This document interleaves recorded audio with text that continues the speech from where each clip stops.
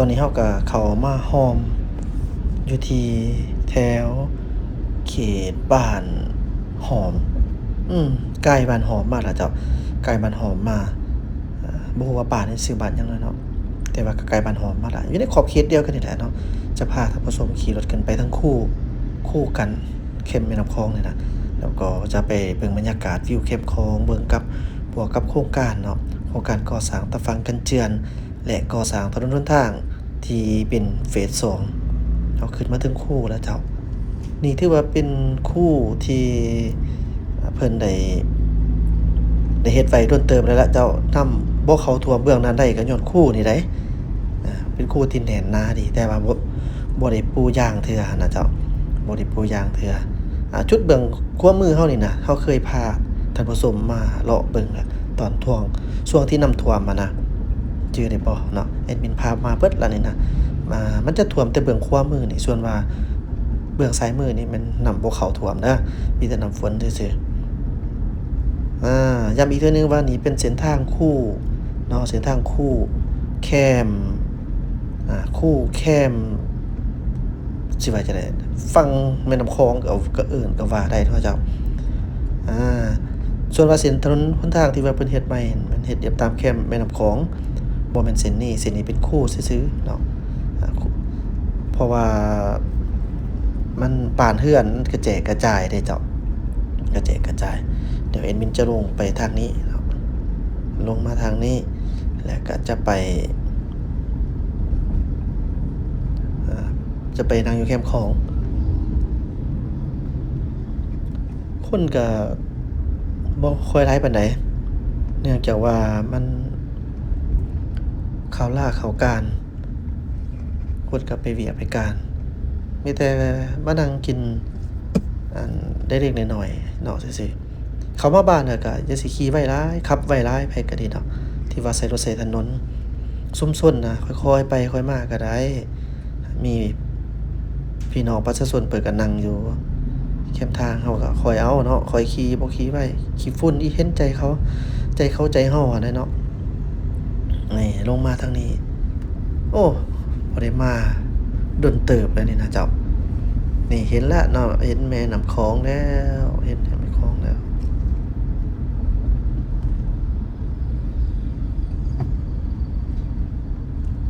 มาเห็นแค่แม่น้ำคลองแล้วรู้สึก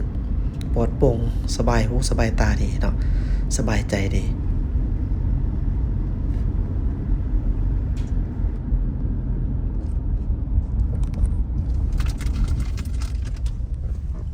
ตะฟังกระเจือนอยู่รุมแม่น้ำคลองเมืองนั้นก็มีหาด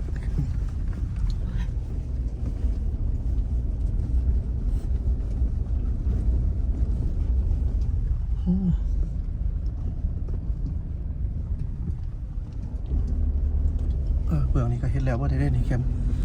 กันเจือนนี่แล้วแต่ว่าทางยังบ่แล้วเนาะทางยังบ่แล้วฝรั่งหลบมาอีก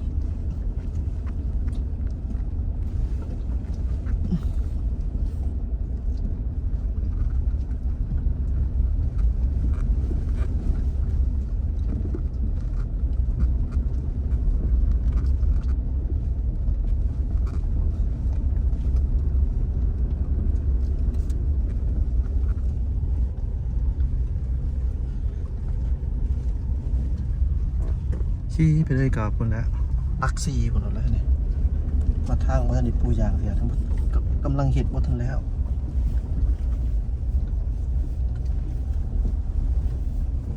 คาเฟ่นี่งามคาราบิยอง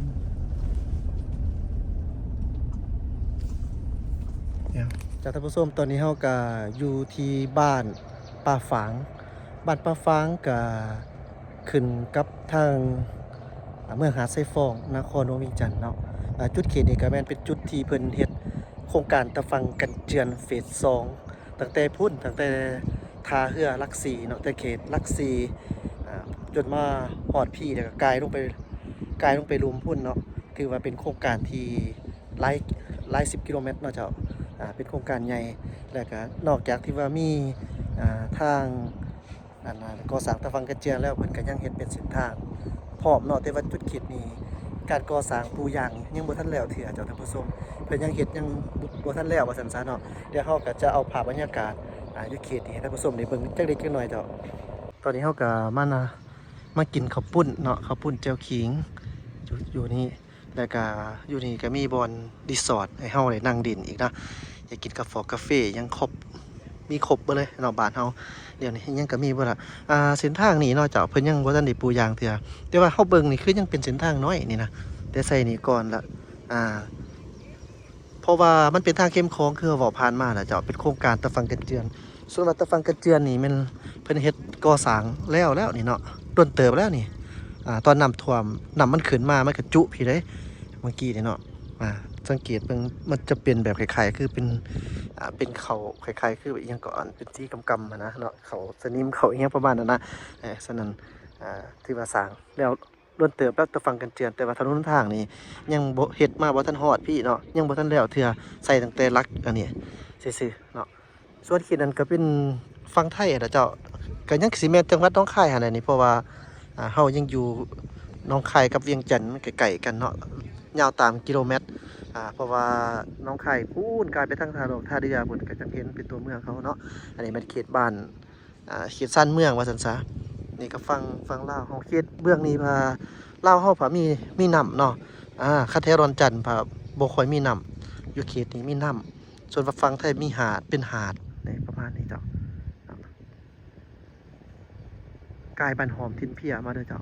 ต่างประเทศมักขนาดเป็นห้วยนี่มันย่างรอตากเลยเจ้านี่โอ้จะเป็นข้าวมันนี่เขามักแบบจังซี่แหละเนาะต่างประเทศเขาบ่ได้เป็นว่าสิมักเจริญเจริญเอาแต่เอาว่าดอกเขาใส่ชีวิตแบบง่ายๆแบบจังซี่คนต่างประเทศเขาเบื่ออยู่ต่างประเทศเขาเบื่ออยู่แบบเจริญน่ะที่บ่เนาะหลายคนมาอยู่ลาวมาลาวน่ะมาอยู่พี่ได้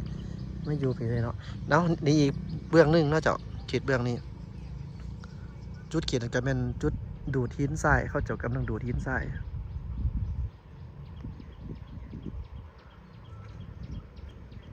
ดูดหินดูดทราย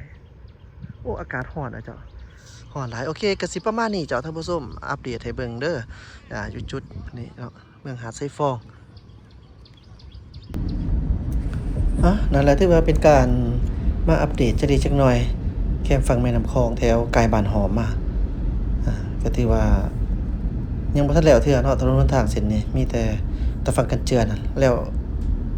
ล้วนเติบแล้วส่วนว่าเส้นทางคือนํกันเจ้าเบิ่งมันคือเรียบแต่มันก็บ่ได้เรียบมันเป็นคล้ายๆคือคลื่นลูกระนาดนะฉะนั้นก็เอาค่อยไปค่อยมาขอบเขตนี้พวกแล้วโครงการนี้ก็ยังสิยาวลงไปทางสิออกไปทางท่าดอกท่าเรือยังไปพุ่นไปจอดกันอยู่แถวเขตนั้นถือว่าเป็นเฟส2เด้อเจ้าเป็นเฟส2คันแล้วอีกเส้นทางนี้ถึงบ่ใหญ่ก็อย่ารถจนเต้นพุ่นน่ะถึงบ่ทันเส้นทางบ่กว้างใหญ่ก็อย่แต่ว่ามันก็สิสะดวกสบายไปมาที่เห็นอยู่หั่นเป็นวัดเด้อเจ้าบ่แม่นรีสอร์ทเนาะเป็นวัดงามตามท้องเรื่องเจ้าเขามานี่ก็แม่นขอบเขตขึ้นมาทางบ้านเฮาก็จะออกมุ่งหน้า